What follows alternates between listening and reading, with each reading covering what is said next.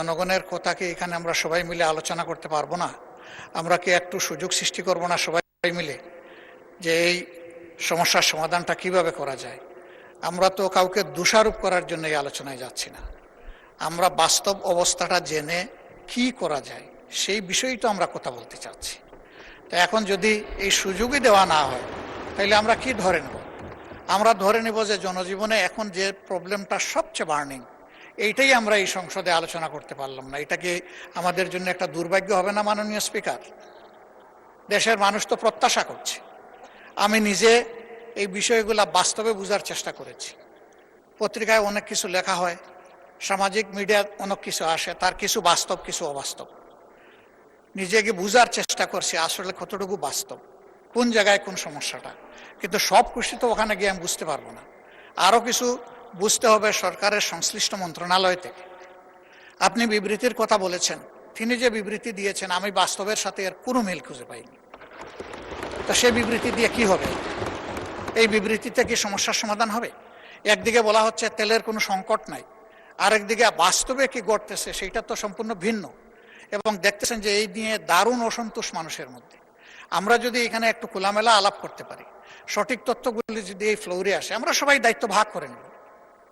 জনগণ তো এই দেশে আমাদেরকে প্রতিনিধিত্ব করার জন্য এখানে পাঠিয়েছে। এই জনগণকে সঠিক জায়গায় আনার জন্য আমরাও দায়িত্ব পালন করতে চাই। তাইলে যদি আমাদের নোটিশগুলো এইভাবে কোনোটাই আলোচনায় না আসে, যদি বিবেচনায় না নেন, তাহলে মাননীয় স্পিকার এখানে থাকবো কেন? কি জন্য এসেছি? জনগণ তো তাদের প্রয়োজনে আমাদেরকে পাঠিয়েছে, আমাদের প্রয়োজনে তো এখানে আসেনি। সেই প্রয়োজনে যদি পূরণ করতে না পারলাম, থাকার তো কোনো সার্থকতা নাই এখানে। এই সংসদে আমরা প্রত্যেকটি সেকেন্ড ব্যয় করতেছি, এর পেছনে জনগণের রেভিনিউ তো খরচ হচ্ছে। আমাদের দায়িত্ব জনগণের কাছে। এগুলা তো আমরা আমাদের নিজস্ব সম্পদ দিয়ে গড়ে তুলিনি, জনগণের সম্পদ দিয়ে এটা গড়ে তোলা হয়েছে। আর আমরা কথাটা বলবো এই মুহূর্তের সবচেয়ে বার্নিং যে সমস্যা সেইটা নিয়ে। এইটাই যদি না দেন তাহলে কি আমরা জাস্টিস পেলাম কাছ থেকে? পেলাম না। মাননীয় নেতা, যদি আমি অনুরোধ করবো যে এইভাবে নোটিশটা নিষ্পত্তি না করে, আপনি আজকে না করেন, একদিন পরে হোক, 2 দিন পরে হোক, বিষয়টা আলোচনার জন্য ফিক্স আপ করেন এবং তখন মুলতবি করে এটা আলোচনা করেন। মাননীয় বিরোধী দলীয় নেতা, আপনাকে অসংখ্য ধন্যবাদ। মাননীয় স্বরাষ্ট্রমন্ত্রীকে এই বিষয়ে কিছু বলতে চাচ্ছেন? মাননীয় স্বরাষ্ট্রমন্ত্রীকে একটু দেখি। জি, আপনাকে অনেক ধন্যবাদ মাননীয় স্পিকার। মাননীয় স্পিকার, মাননীয় বিরোধী দলীয় নেতা যে প্রস্তাবটা উত্থাপন করেছেন সেটা অবশ্যই আলোচনার যোগ্য এবং জাতীয় জীবনে জরুরি গুরুত্বপূর্ণ বিষয়ও বটে।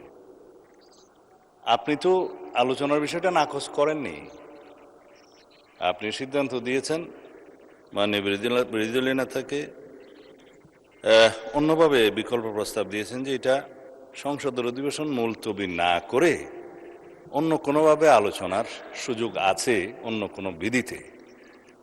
যেমন আপনি বলেছেন 300 বিধিতে মাননীয় মন্ত্রী বিবৃতি দিয়েছেন এবং এই বিষয়ে কোনো না কোনো দিন বিভিন্ন বিধিতে আলোচনাও হচ্ছে। কিন্তু যেহেতু মাননীয় বিরোধী দলীয় নেতা এই মুলতবি প্রস্তাবটা এনেছেন, এটা আপনি গুরুত্ব দিয়ে তার প্রস্তাবটা আপনি রিড আউট করেছেন। অধিকাংশ সংসদীয় রীতিতে দেখা যায়, ট্রেডিশনে দেখা যায়, ইতিহাসে দেখা যায়, মুলতবি প্রস্তাবগুলো ব্রিটিশ কালচারে অপোজিশন থেকে আসে এই জন্যই যে ট্রেজারি বেঞ্চের কর্মকাণ্ডকে যাতে বিভিন্নভাবে বাধাগ্রস্ত করা যায়। কিন্তু কারেন্ট ইস্যুসগুলো নিয়ে এই মুলতবি প্রস্তাবের ট্রেডিশন আছে।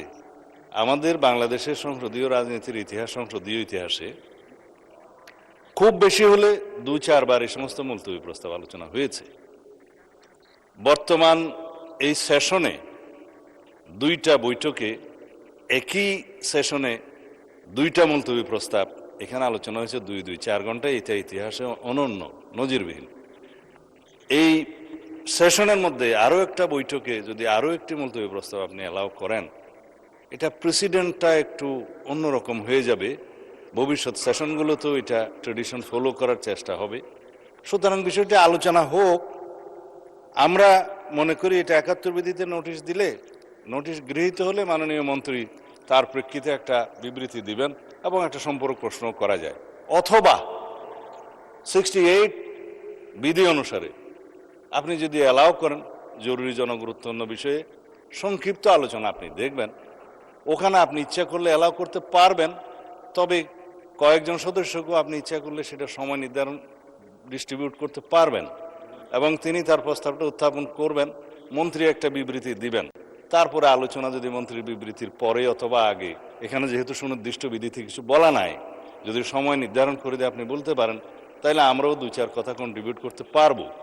কিন্তু জাতীয় জীবনে যে সমস্ত বিষয়গুলো সংসদের বাইরে বিরোধী দলীয় মাননীয় নেতা বিভিন্ন জায়গায় সফর করছে আমরা দেখছি, উনি ওখানে বক্তৃতা বিবৃতিও দিচ্ছেন এবং বলছেন যে সংসদ তো সব তেল আছে সংসদে, বাইরে তেল নাই।